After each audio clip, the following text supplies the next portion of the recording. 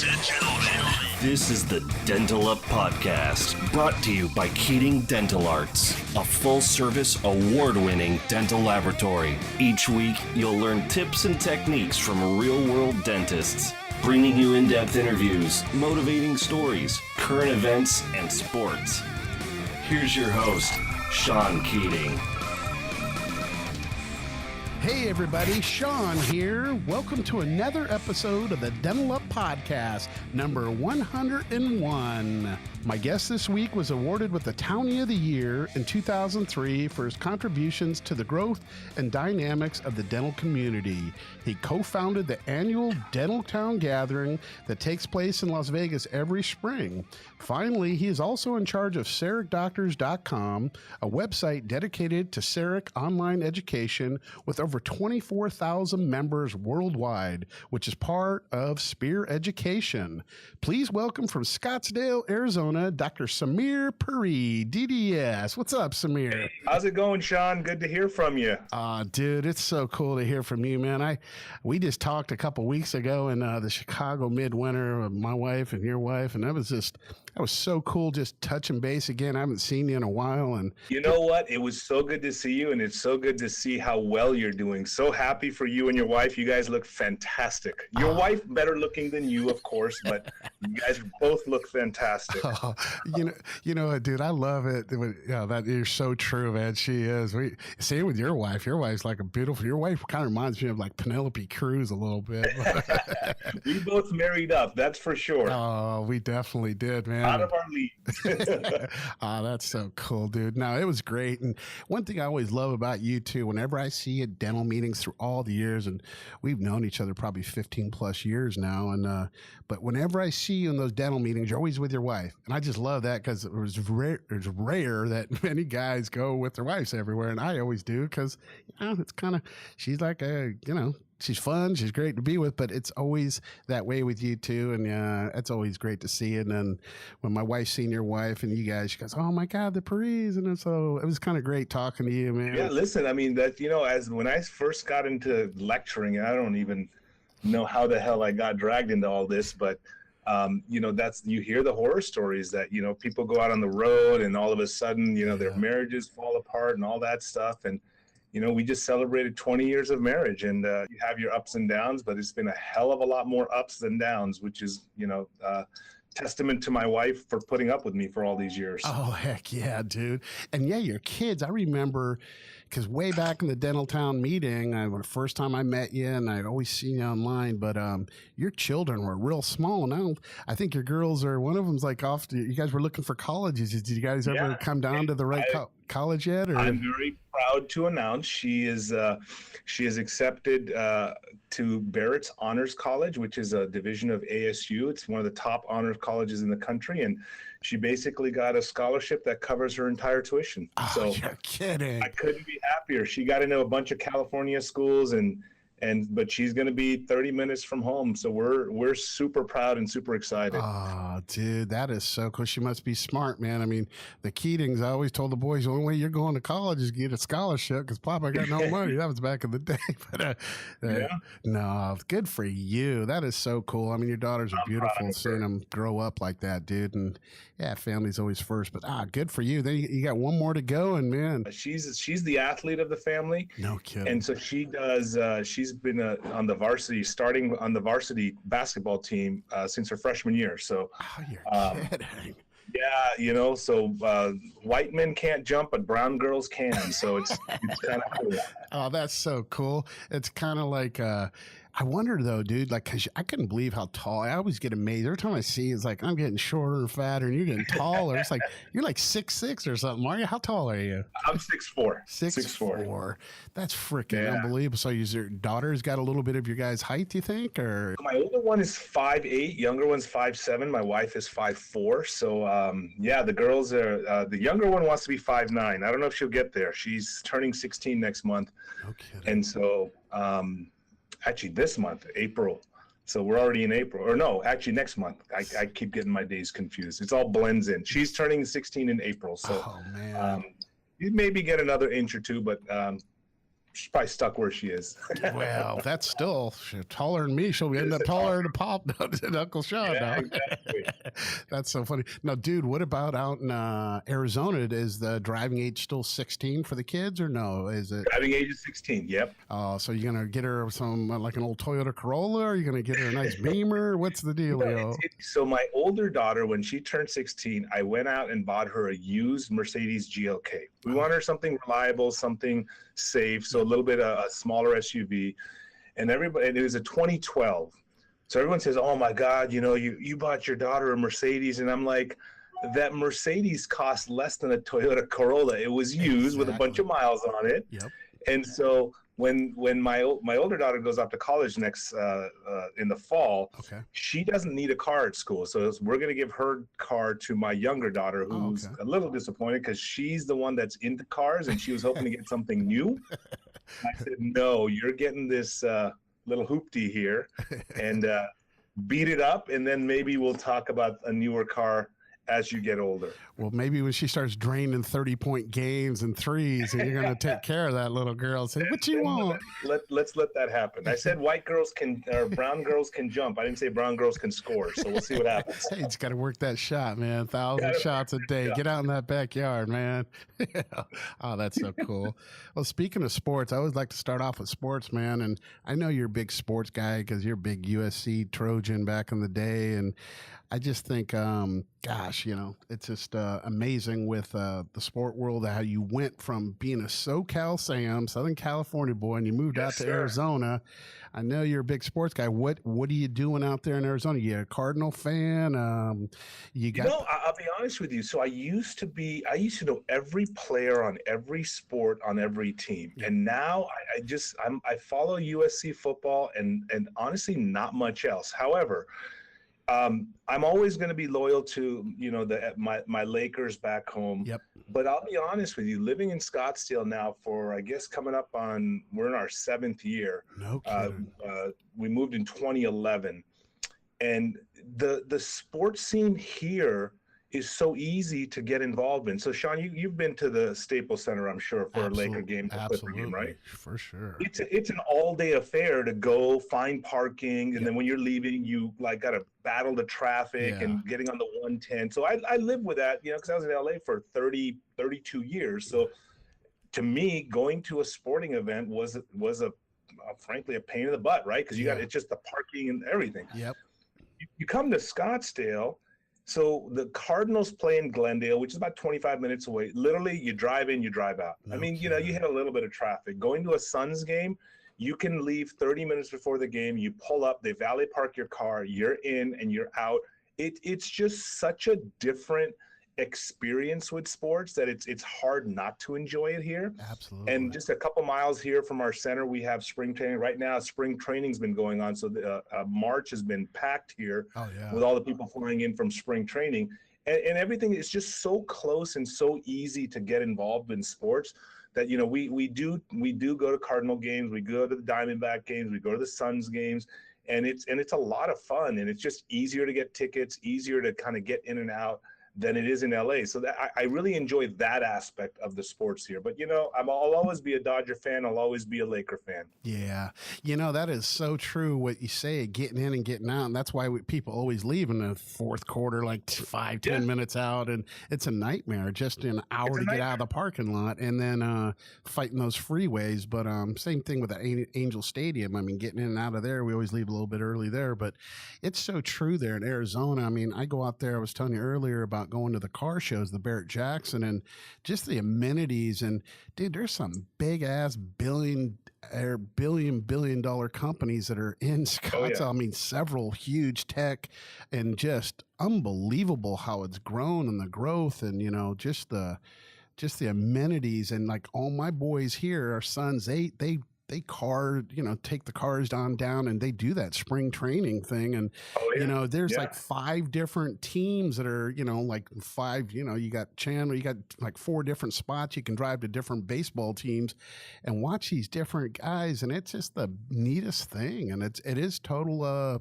fun and sports, orientated big time. And it's kind of a go-to place. I'm gonna have to get me. We were talking. I got to get me a little vacation place there, a couple months out of the year, man, for sure. Come stay with us. I'll help you shop. I love helping other people spend money. Oh yeah, let's do it. Well, I want something that's going to appreciate now. Hey, I don't buy bad real estate. That's one thing. Knock on wood, we've done well on is real estate. So yeah, we've been blessed too. I'll steer you to the right directions, to the right areas. My wife loves because she just loves the mountains, and like we were just in Palm Springs a week ago, and she just loves just seeing the mountains and the heat, and it's kind of a neat thing.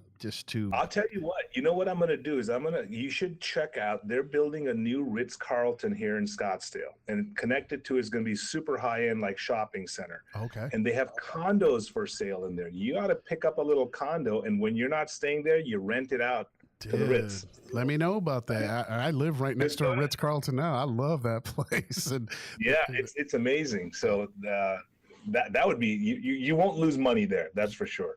Yeah, it's so cool.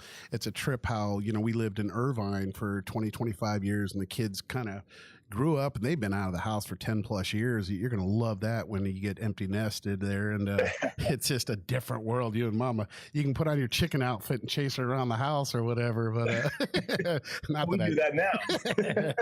Yeah, we did too back now.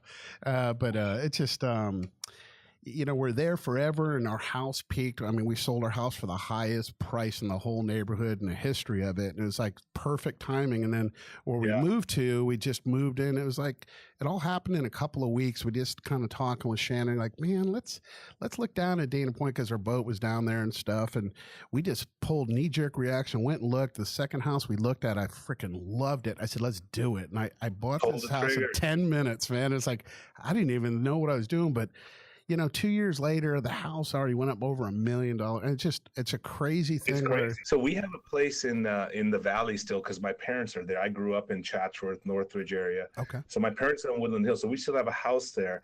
But we were like, if we're going to have a vacation house, I don't need it in the Valley. Let's look down. So we looked at San Clemente. Oh, yeah. There's a new property there. Beautiful. I loved it, but it was just the timing and getting down there. And then we sat down and thought about like, how often are we really going to get to go? And this house is going to sit empty. And so now I just come stay at your house and go use your boat. Come on I love down. it. Oh, you can anytime, baby. That boat needs to be used, man. I was just looking out today, and one of my buddies, his boat's called the Boardroom, and I look out and I go on my binoculars or my tripod thing, and I look over and I go, there's the Boardroom, and they're fishing. They're hooked up right in front of my house. I'm like, this son of bitches. Honey, I want to go. She goes, Sean, you got a podcast, man. You got to get in there.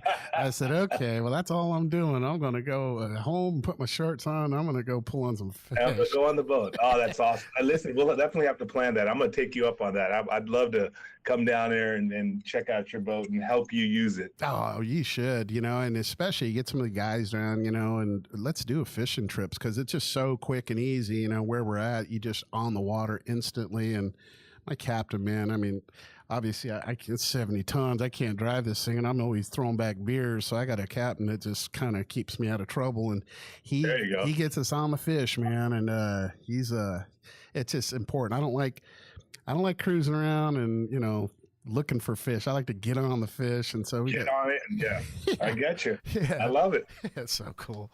Well, dude, let's dental up, baby. So, why did you get into dentistry, and at what point did you think I want to be a dentist? I grew up. My father's a physician. My grandfather's a physician.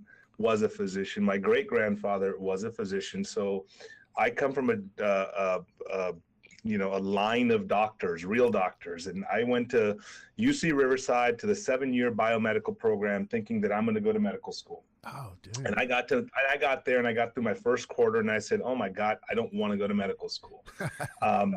It just wasn't, I just couldn't imagine going through 7 years, getting accepted to medical school and going through medical school and then doing my residency, then doing a fellowship. And it just seemed like something that just wasn't for me. But having grown up being told every day of my life that you're going to be a doctor, you're going to be a doctor, I just said, I got to do something in the medical field. So my aunt was a dentist. Okay. And so I said, well, why not? And my roommate at the time in college, Bernie Galvez, he's up in Stockton right now, Stockton, California. And he said his parents were dentists. He says, I'm going to dental school. So I started looking into that. And I said, you know what? This ain't such a bad gig. It's something that, I think I could do, because the timing of it just seemed more reasonable. So started to pursue dental school, and that's kind of how I ended up at USC. And then after USC, I ended up doing a year residency at the University of Tennessee, and came back, started my first practice, bought a very small office in the Santa Monica, West LA area, and then moved closer to home and bought my eventual office in Tarzana, and was there for 14, 15 years, and then finally came out here to Scottsdale. I never knew that the Riverside, man. You were taking the 60 all the way out there to pass. Oh yeah, UC Riverside. So they have a 7-year biomedical program that you do 4 years or 3 years of college, and then you go straight to medical school. And so I got accepted to that. But you still had to kind of maintain grades and stuff like that. And there were some super smart people there. Yeah. And if I stuck with it, who knows? I might have gotten in. I might not. I don't know. But I got accepted into that program, but just decided that it wasn't for me. I got several guys, dentists that I've done podcasts with, and they did that kind of same route. You're going to be a doctor. It's part of the family and this and that. And they got into it, and they said, man, this isn't for me. And then they switched over to dentistry, and it's just kind of a same thing I hear from a few different people. And once you get in it, like the medical field's not all it's cracked up to be, probably for some guys. And that's amazing. Well, listen, my mom cried when I told her I'm not going to medical school. I don't want to apply to medical school. She literally cried because she said, how can you do this? You're supposed to be a doctor. No, hey. Now she's fine, because I think I've done well for myself and established my name. But it was a big shock to her. But everything happens for a reason, I believe. And the good Lord said, you know what, Sameer, you're going to be a mogul in the dental freaking industry, baby. And you are. No, I'm telling you, man. There's a lot of dentists that have, made their name on, cosmetic dentistry through the years, this and that. But you know what? The future is digital. And who's at the forefront of that, man? You were there. You were doing digital and CEREC stuff back when we used to beat you up on Dental Town, and everyone would beat up till you kind of got in there, and there was a face and a personality that people respected, that they couldn't go and beat them up so much. But back in the day, it wasn't as aesthetic as it is nowadays, obviously. But you were the forefather of it for sure, man. And it's come so far. But you know what, the guys don't it's kind of like I always say, like when you look in say you're looking at pets, and the dog breeders, and for every picture of that awesome dog, there's thousands others that are nothing like it. It's like one of a kind. And when you would do the CEREC stuff, it's like people didn't understand that I worked with dentists for 33 years and thousands through the years. And there's a lot of guys that got great theory in their minds and got really smart, but they don't have the hands. Some guys got some hands, but don't know what they're doing. You're the full package. And man, you're a very, very talented freaking dentist, dude, because I've seen you firsthand. I appreciate that. For me, I think I got started on the right track. I had some good education straight out of my residency, and kind of connected with some good folks that steered me in the right direction. But at the end of the day, to me, we can talk CAD CAM in general. I'm obviously a CEREC guy and have been for all these years. But someone actually came up to me at the Chicago Midwinter meeting and said, do you regret calling your company CERECDoctors.com and not something else, because now CEREC is not the only game in town? And I was like, no way, man. No one is happier to see CAD CAM in general grow than me. I know CEREC's not the only game in town, and that's totally fine. There's nothing wrong with that.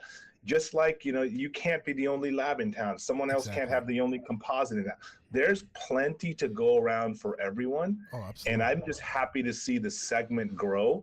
And, another thing, Sean, that I get a lot of is, oh, well, you must not use your laboratory anymore. No, the labs are my partners. Yep. You got to have a good relationship with your lab. Just because you're going to get a CAD CAM doesn't mean you're not working with your lab anymore. You're still doing a ton of cases with them. It's just the simple stuff that you can do it chairside, do it. The more complicated stuff where you need the skill of your technician and the expertise of your laboratory partners, why wouldn't you use them? So I'm just the glass is half full kind of guy, and there's plenty of room for everyone to succeed, and it's not a me versus you or anything like that.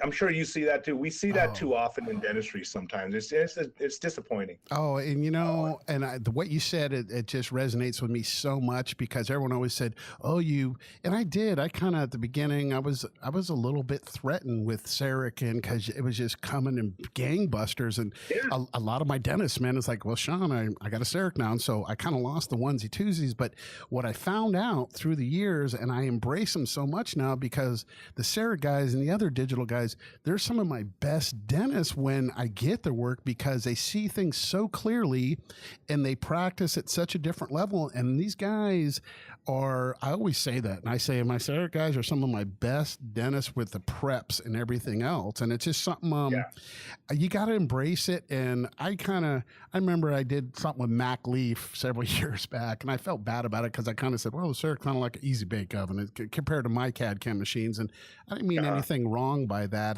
But as I think about it now, I shouldn't have said that. But it is an amazing thing what it's transformed the world of dentistry into. I mean, I always kid around like those little poke and plum towns where you poke your head out the window, you're plumb out of town. Those are the guys with these Seric machines that are just, you're in a town, they got to send it out. They don't have local labs. They got to send it out anyways. But to do same day dentistry is an amazing, amazing thing. And especially for certain things. Guys like you are going to succeed in the new order, the new world of CAD CAM. Because you've learned how to work with your clients in a very powerful way.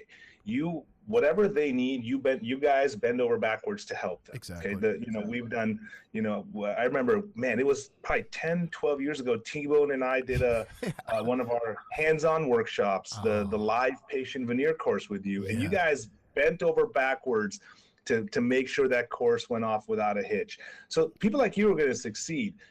Because you embrace the change. You can't do anything about it, right? You can't fight it. Yep. You got to roll with the change. Guy saying, "Don't buy a Model T. It's just, it sucks." No, it doesn't. It is what it is. It's going to be a part of everybody's life. So the people that fight it, that try to badmouth it, they're the ones that are going to get hurt. And it's just, there's no point to it. It's the new world. Just learn how to live with it. Got to embrace it, especially to all these younger dentists coming up, man. They're just so techy and so smart. And even too, like our boys, like were part of the company from day one. And, out of high school, they came in here and they really didn't start to flourish till it became digital. Now there are key members. Like one son's key in the whole CAD CAM division, and the other one's on my marketing, and it's all the social media stuff. And thank God for these children, because I'm 55, but yet I'm kind of an old dinosaur. I'm not real good on the computers and stuff like that. Whereas a lot of the dentists are kind of like that. But when they go to a guy like you, because I did, our first, I remember we had a small little lab in 2002. I opened, about 1,000 square feet. And then in 2004, we opened up this one, 30,000 square feet, state of the art. Our first over the shoulder, and I built a dental operatory and the whole thing. And our first over the shoulder program, and it was like 14 years ago, I think it was, you and T-Bone came in. T-Bone flew in from North Carolina, and you guys. That long ago? Holy It's been a long time. And you were my first over the shoulder program ever, and I've done gazillions since, but you guys set the standard. We did like a 4 through 13. Yeah, and I remember. So T-Bone's the talker, and you're the finesse, the dentist, and it's always been that way. Even with Dental Town on the show, it's like T-Bone, he's a dentist, but yet, just put the mic in front of him, and when it comes to do the work now, he's a good dentist too, but nothing like you. Listen, T-Bone's a fantastic dentist. I mean, that guy's got mad skills. You know what? What's great about him? Like, he and I have worked together since, way back 15, 16, 17 years, something like that. Yep. And we went our separate ways after we sold Townie Meeting back to Dental Town. But we are still such great friends to this day. Technically, he's my competitor, because he's a competing educator. But it's like I was saying, there's plenty for everyone, and he helps me and I help him. And we're just still to this day such good friends. Oh, yeah. Oh, you guys were. I mean, it was a dynamic duo for sure. It worked. I mean, you guys... We had a blast of all. I remember one meeting, we were at Del Frisco's, and we were talking about James, or who was it? I think it was like in Living Color skits where we're doing, I'm Rick Brown, or whatever. Oh my God. That was just busted. I do remember the Del Frisco's, the dinners there. Oh. Yeah, hey, listen, the two of us, T-Bone and I, ran the Townie Meeting for 10 years with a skeleton crew. Oh, it was your wife and your children's. I remember your wives and the little kids. It was like a family thing, man. And it was a couple of young 30-year-olds. I'd like to think that we made a mark on dentistry at that young age. Oh, you did. Totally. I mean, it just changed. That was like bigger than Facebook or anything is now, I thought. I think the community that was built and all the guys that kind of rose to the top. I mean, a lot of companies were built. I mean, you guys, my lab. I mean, it was just it was an amazing thing.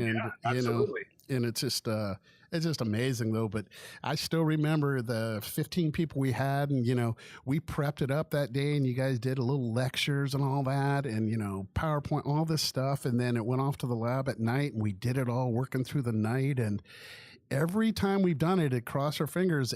We didn't have mispresses, or I remember we were doing foil veneers on those back then, and they were just like feldspathic foil veneers, and just starting to come out right about that time. Exactly, and but it set the standard for years to come afterwards, and I just always think of that in those pictures. We still have those pictures, and that went so far for us on Dental Town when we went and posted it, like Sameer Puri and Dr. T-Bone Agarwal, had an over shoulder at Keating Dental Arts, and look at these pictures, and you kind of came on just in your suave way and just said, it was a good time, and just very elegant, and you're very humble. You guys are successful not because of anything anyone did other than you. You took the energy and the time to be a part of the community, and from there you gained your clients, and it was the most genuine way to build a business, because people knew that I know this guy because I talked to him online, and if there's an issue, I can go talk to Sean directly, and that's why you're successful, because you care about people.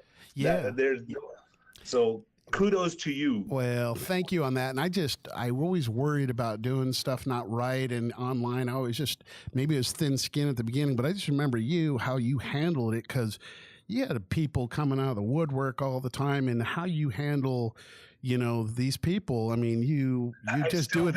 Yeah. I don't know how you do it, man. I just want to, please everybody and make it right. And sometimes you just lay it out and say, guys, this is this. And it just, you really set an example on how to do it, and just even online, how you interact with people. And it's important, because there's so many little troll type people out there. And, and it's just people. Yeah, but there's always going to be small-minded people out there. There have been, there always will be. I've had to deal with plenty of it myself, but it's fine. Listen, you do the best that you can. Like you said, you try to do what you can for people, but there comes a point where you have to just call them out, and nothing wrong with that. I think just keep your integrity, and just try to do the right thing, and just try to do the right thing.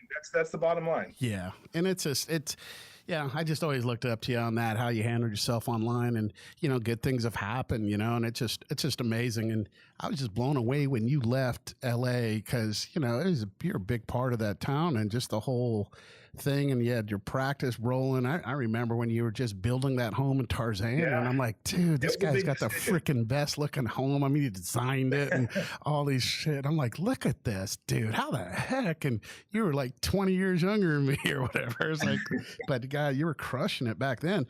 Well, tell me a little bit on your practice, like your first practice you said you had, and then you moved to Tarzan. Tell me on the first practice, how did that work? Were you an associate, or did you start a practice? Yeah, no, actually, so I finished my residency, and for some crazy reason, in my mind, I said, I got to own my own practice and I want to do it right away. So I bought a very, very small practice in West LA. It was a holistic practice. Oh, okay. And, frankly, knowing what I know now, I probably shouldn't have bought that practice because there was no patient base. There was no hygiene. It was a solo doctor. And I just bought his patients. Now, the chances of those loyal patients transferring over to me, probably not that great, and it wasn't. So I struggled for a bit trying to build up that patient base. In hindsight, any young doctors out there, if you're going to buy a practice, buy one with a large hygiene base so that they're used to, the hygienist and not necessarily tied into the doctor. It's a much easier transition. So, we were living in the Valley, and I was commuting to West LA. And then just through the San Fernando Valley Dental Society, there happened to be, I had to go do something with some CE something. And I hit it off with the lady, and it turned out that she was really good friends with Dr. Randy Phillips, who I ended up, the practice I ended up buying in Tarzana. And so she connected the two of us. We met and just totally hit it off. And he was such a great mentor to me. And so I started working in that practice part-time, and then just realized, I'm spinning my wheels in LA. This is where I should be. And so I ended up buying his practice, which was a much larger practice, 6 days of hygiene and all that kind of stuff, traditional stuff. And that's where I was for all those years, and started out as an associate with him doing hygiene. That's how I got to meet the patients. And so did 6 months of hygiene, and then just as the dentistry, I would diagnose the dentistry, then started doing that, the dentistry, and building up my patient base until patients wanted to see me and not him. No kidding. And so that's how it all started with the practice. Now in late 2011. I ended up selling that practice and moving to Scottsdale to be here at Spear Education full time. Okay, that's so great. That's balls to the walls, dude, to do that. I mean, who wooed you? Was it Frank, like himself, or how? I mean, what happened was we started CEREC Doctors in 2006. And so the center here opened in 2007, and I met Imtiaz Manji because so this gets a little convoluted. T-Bone and I started Townie Meeting. Yep. And that was back in the early 2006, started CERECDoctors.com. But through Townie Meeting, Serona at the time hired T-Bone and I to run their CEREC anniversary meeting, CEREC 20th, CEREC 25. Okay. So we did everything for it, Townie Meeting. One of the speakers for the CEREC 20 celebration was Imtiaz Manji, who was the CEO here at the Scottsdale Center. Okay. He and I met, totally hit it off, and he said, "Hey, I'm building a center in Scottsdale. I want you guys to come and teach." And so I was in practice in LA, running Townie with T-Bone. CEREC Doctors had started. We started doing courses here in Scottsdale, traveling back and forth. Okay. In 2011, it got to the point where he looked at me and said, "Listen, this is getting really big. This is not a part-time thing anymore. I need you to move." And I said, "I can't move. My family's in LA. Got my really good practice. We had built a home, as you mentioned." Yeah. And so, but I looked at my wife. I said, "Listen, I can always start another practice. I've learned a ton over the years, and but I'll never get another chance to work side by side with Gary DeWood, Frank Spear, Bob Winter, some of the other names that were here at Spear, and teach CEREC." Yeah, exactly. And so she reluctantly agreed to move, and she had a rough time in the beginning, but she loves it now, as do the kids. And so I was going back and forth for a while. Late 2011, moved here pretty much full time and sold my practice. And it was, at that time, we were still up and coming and young, and things were still being established, and people look at me now and say, "Oh, that was a no-brainer move to move." Well, yeah, in hindsight, it's always 2020. But when you're selling your practice and going to this whole new unknown, new state where you don't know anyone, it's a leap of faith. It was a little scary. It was a little sketchy, but it's all worked out for the best. Oh man, that's a leap of faith. And it was a leap of faith. You got to take chances, and look at that. You did. And Frick, I look at that place now, that whole auditorium and the whole teaching facility, was that all done back then, or did they expand upon it or whatever? No, so we've expanded. So when we opened, the auditorium was here, the clinic was here, the lecture room was here, but we've added probably another 50,000 square feet. No kidding. And when the center first opened in 2007, there was probably 10 employees here, and the CIRAC classes were the first classes that were here. We're over 200 employees now. No kidding. Total. That's amazing. So we've grown nicely. Yeah, it's been fun, and you know, I'm proud to say CIRAC's been here since the beginning, and we had for all of the workshops between CIRAC doctors and SPEAR, we had close to 10,000 doctors physically here on campus last year. No kidding. So we do a lot of education here between the two companies. Awesome. I always try to tell my guys, you know, on these podcasts, I mean, go to Spear, go to Coy's. I mean, those guys were partners back in the day, but it's kind of West Coast thing. A lot of guys are East Coast, middle of the U.S., whatever. But I think it's worth it to pay the money, and especially if you're young and up and coming, or even if you want to just try to get better.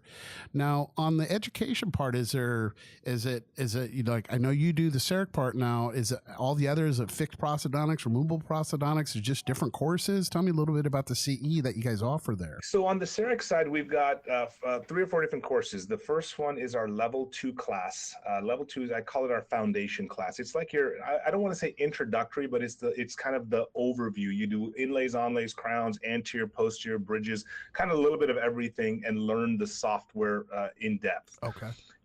Now that class, you know, we've worked in an agreement with Dentsply Sirona. Now, you know, they sell machines through Henry Schein and Patterson. Yes. And we've been Patterson partners for a long time, but, you know, has started working with Henry Schein recently. Is that blowing it up with more than other than Patterson? How's that doing for you? Is it getting it's more working guys out great.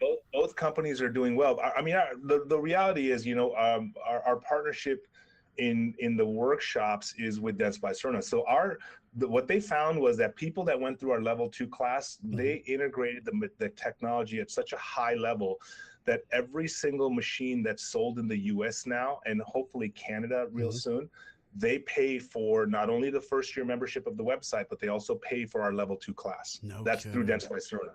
God, that's awesome. So we get basically every single doctor that buys a machine, they have a free class, and that's a $3,000 class that they include. Yeah, I kind of want to pay for that for my doctors. If you can send me the other stuff, I'll pay that. No, I'm their 3rd and 4th year, whatever it is. But that's the first class. Then we have a implant restorative class. That's level 3. We have an anterior aesthetic class. That's level 4. We used to do a level 5. That was an in-lab class. We kind of stopped doing that. Okay. We do a level 6, which is our cone beam integration, and then we have our full mouth rehab workshop. So that's on the CEREC side. So we did last year about 60 some odd courses total. Let me ask a quick question on like your level 2 course. What does that entail for the dentist? Is it 2, like sometimes there's 2, 4 weeks? How many days? And tell me a little bit about that. All the classes are 2 days, except for level 7, which is a 3-day. Okay. We do basically, it's split 50-50 with lecture and laboratory. Okay. So they'll spend like 1 full day in the laboratory doing different exercises, like designing and milling bridges, designing and milling an anterior restoration, designing and milling a posterior restoration. Then they go through the contouring and the staining glazing and learning all of the different software tools. So all of the classes are kind of set up that way, where it's half lecture and half laboratory. That's awesome. So, and then on the SPEAR side, we've got basically two different things. We've got seminars and we've got workshops. Okay. Seminars are in the big auditorium, you know, 300 people, and it's 2 days of just lecture. It's just, hey, here's the lecture on occlusion, here's one on aesthetics, here's one on implant restorative. So there's different topics. We have Frank Spear teaches those, Greg Kinzer, we have Jeff Rouse, who is probably the preeminent guy in airway in dentistry. So those are 2-day seminars. Okay. And then those people that want to go deeper, they can do the workshops. Our core workshop is facially generated treatment planning. That's kind of the #1 workshop. Then from there, they can go to occlusion. Then they can do restorative design, which is basically preparation design and materials. And then we have some advanced workshops like comprehensive treatment planning, We have an implant restorative workshop. So the workshops are 3 days. Okay. The seminars are 2 days. So the workshops are like 35 doctors at a time. For CEREC, it's 30 doctors. Everybody gets their own machine. You get your own type it on, hand pieces. All the whole thing is done at a very high level. Is that weekdays or weekends? When do the courses run usually? Thursday to Sunday. No kidding. How perfect. Yeah, we do have Monday through Wednesday courses as well now because we're starting to get busy. And so the newest thing that we started in Spear about, I want to say it's about a year ago, is Spear Practice Solutions. So this is our consulting arm. So after 10 years of doing clinical education, we would have doctors come in and say, hey, listen, love it. I know this stuff inside out. Now I just need help running my practice. So Spear Practice Solution is we've got a software dashboard that a consultant monitors the numbers in your practice every day. If there's issues, you get on the phone and you have weekly meetings with the staff and the doctor, and it's a consulting platform. But awesome. With that, any of the Spear Practice Solution workshops that are designed for team members, hygiene, front desk, basic leadership training, all of those are at no charge to the doctors that are in that platform. No kidding. So new practice management too now. So how does that start off? Do you have to come in for a day or two, or is it all online and via phone, or tell me a little bit about that? You start off by we'll tap in. So whether you have Dentrix or EagleSoft and then we're adding Open Dental and some of the other softwares, we tap into your practice management system.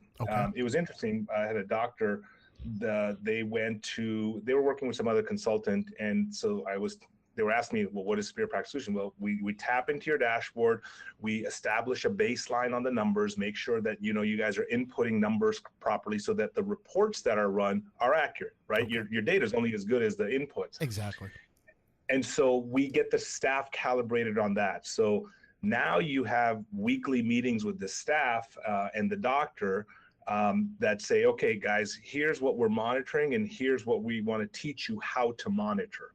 Okay. Yep. So that takes a couple of months to kind of get calibrated and make sure all that information is good. And then at some point, the doctor and the team come out here again. There's no cost to this; it's just part of the consulting platform, and they go through a 3-day course.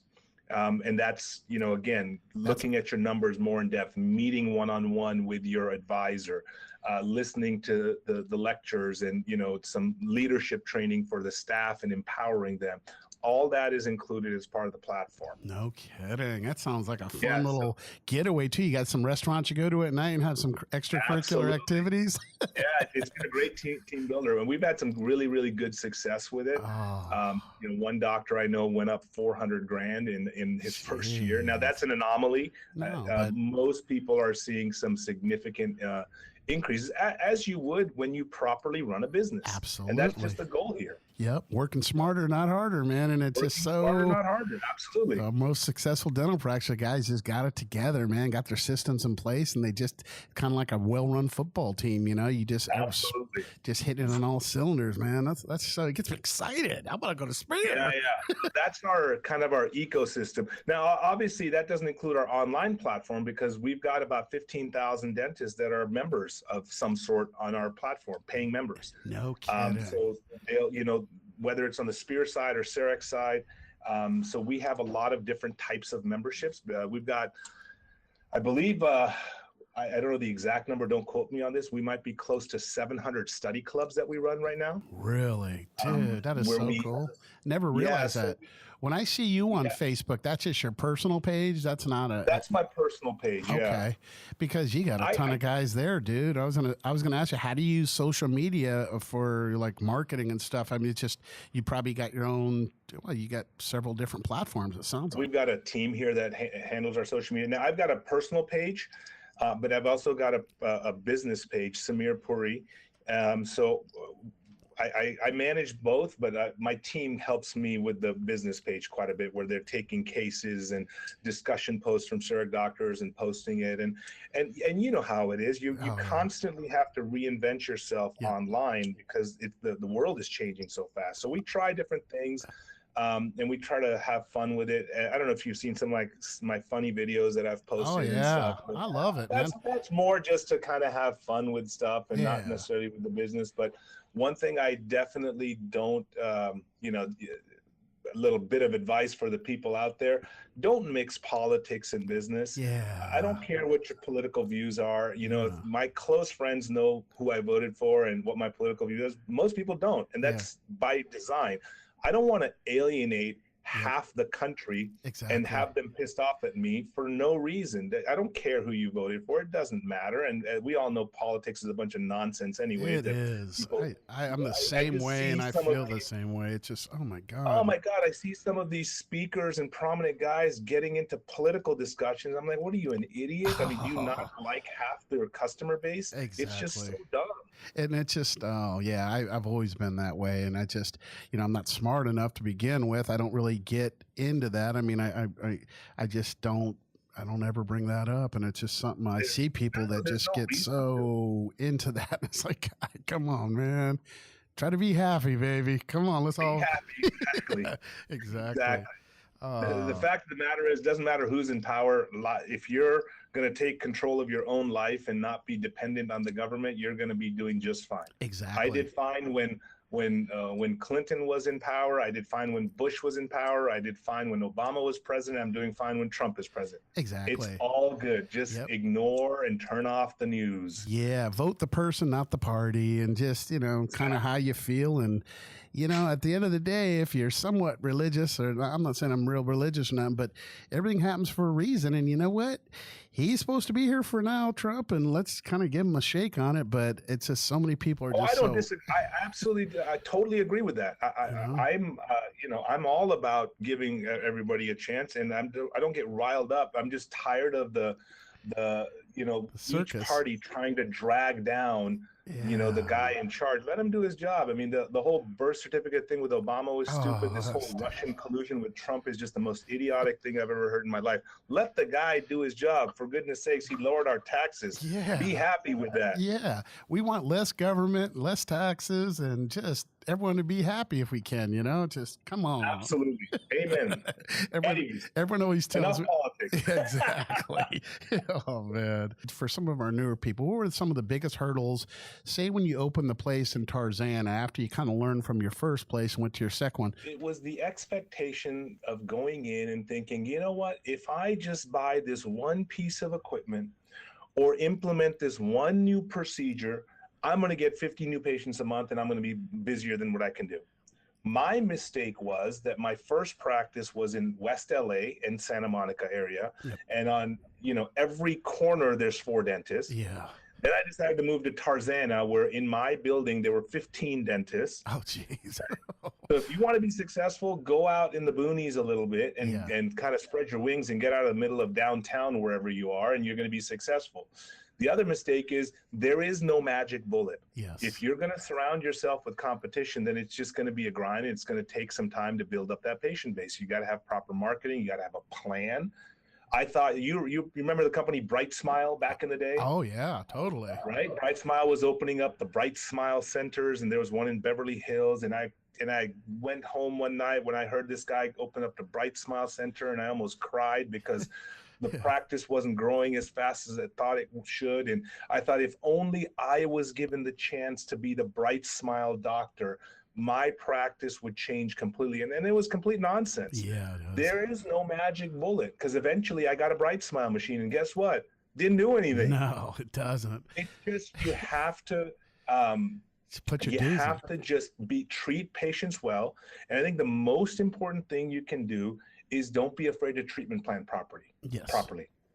I'm not saying overdo dentistry. Please don't misunderstand that. But if I go to a practice where Frank Spear is a dentist and you have a chipped tooth, he's going to do a thorough evaluation on you. He might recommend some occlusal appliance. He might recommend a night guard of some sort, or some occlusal adjustment to figure out why that one tooth broke. Yep. The inexperienced dentist is going to say, "Oh, let me just put a composite in there and patch it up for you." Yeah. It's all about treatment planning. You got to look in the mouth and say, what caused what's happening?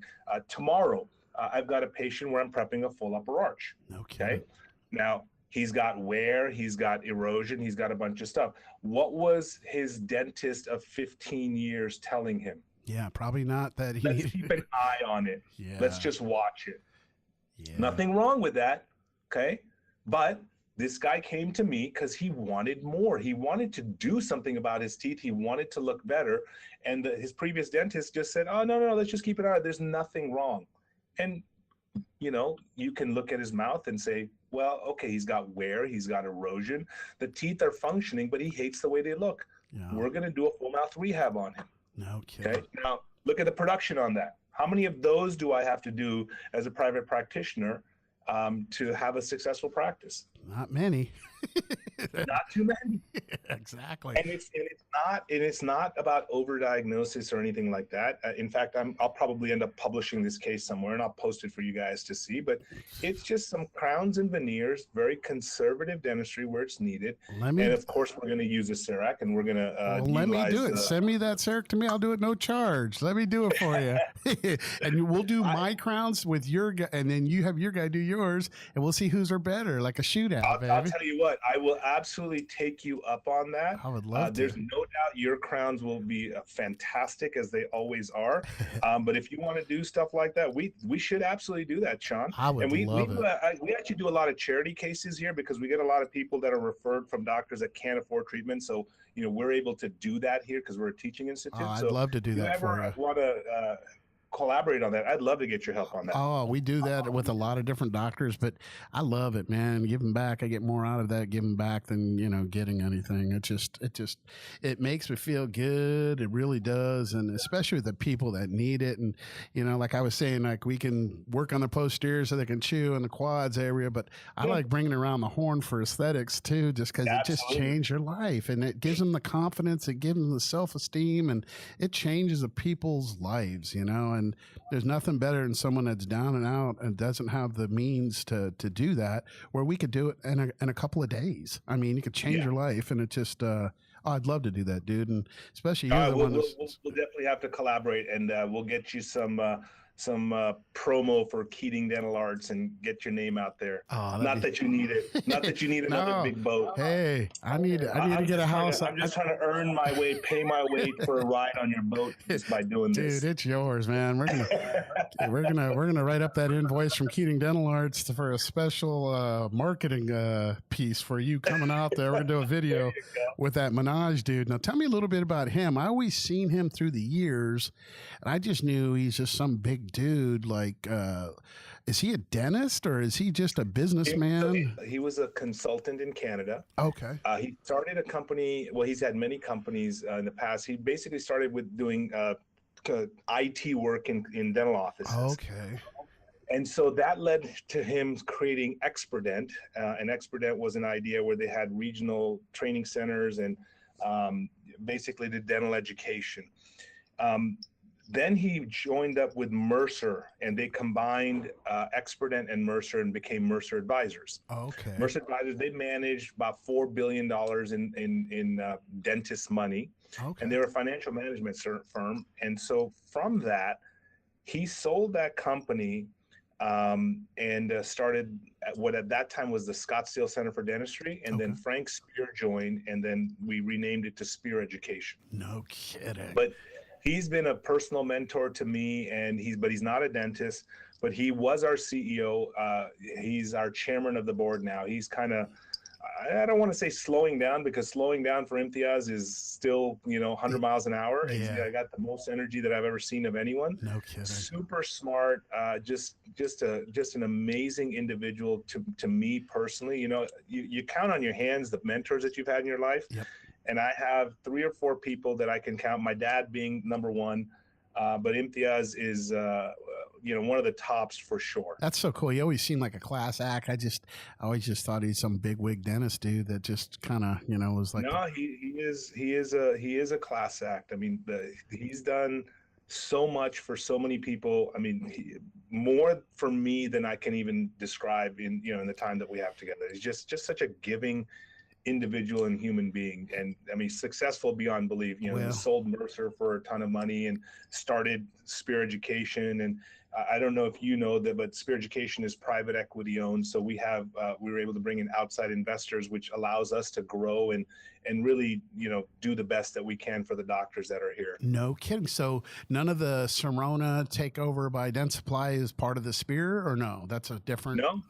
I mean, our only relationship with Sirona was through Zurich Doctors, in the sense that we partner with them on education, but they don't own Zurich Doctors or Spear or anything like that. Oh, I thought, I'm just a dumbass dental tech. I don't know, but I always thought when Dentsply came in and bought all the Zurich guys and all that stuff with you guys, but that's good. I feel better because, it's nice being for your own boss and working for yourself and not have to work for the big corporate. No, Dentsply doesn't own us. I mean, they're our partners, obviously, because we have our agreement with them that we're going to do their training for them, but they don't have an ownership stake per se. Oh, that's awesome. No, that's good to hear that. And that's just, that way you can still flourish even more, and, not have to pull the trigger. You have to go through a gazillion people to pull the trigger.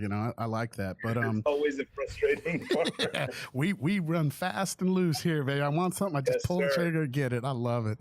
But tell me a little bit about Dr. Spear, man. He's like an idol. Like he seems like, what's he like? His personality? Is he like he's actually a shy guy. No kidding. Probably the most gifted educator I've ever met in my life. I've sat through his lectures. I can't tell you how many times, and I learned something new every single time. Really? And the way he takes super complex concepts and just simplifies them, nobody does it better. I mean, huge. I've learned a ton from him, not only as a clinician, but just on how to present and talk to the audience. Really amazing clinician. Now, Frank is slowing down a little bit. He's getting in his mid to late 60s now. Yep. So he used to obviously be involved in every single workshop, but our purposeful goal has been that, at some point he's going to retire, 5, 10, 15, who knows, whenever that day comes, we don't want to be stuck as a company saying, okay, now what? So underneath Frank, he's been training some amazing successors. So Greg Kinzer, who bought Frank's practice, is kind of the next Frank here. He does a lot of our workshops. We have Ricardo Mitrani from Mexico City. We have Jeff Rouse, who, as I mentioned, is just one of the leaders in airway. We have Jim McKee, who is a big occlusion expert. We have Bob Winter, who you probably know, prosthodontist and a master ceramist. We have Gary DeWood. We have Steve Ratcliffe. We have a number of amazing visiting faculty as well. But we've got a great team here, and Frank is definitely our leader in terms of the clinical side of things. He determines, where we need to go in terms of clinical education and what we're going to teach. But he has, more power to him that he has groomed the next generation. And, we have a lot of people that come here now that they've never met Frank. They've never heard a lecture from Frank. Yeah. Which is interesting to me, Yeah, absolutely. And you know what, dude, you could be the guy up there taking his spot. I mean, you're that good. I'm telling you. I mean, you could do that. Plus you got the digital aspect too, but you could cut any roundy, you could diagnose any case already, and you're still a youngster. And I just think, I love you to death, my man. But I tell you what, it's been, a lot of weekends and a lot of years of doing courses. My goal over the next 5 years is to I'm good. I don't need to be the next anything. I also want to have a great team under me who can, present. And I do. I've got some great partners. So Mike Scramsad, who I teach with. Oh yeah, he's great. I like him. He's awesome. He's a great guy. And we've got other great people that are also up and coming, who are gonna take on more of a teaching responsibility. I love the workshops that I do. I love having fun with the doctors, but I'm not the next Frank. not by a long shot. You're a humble guy, but you know what?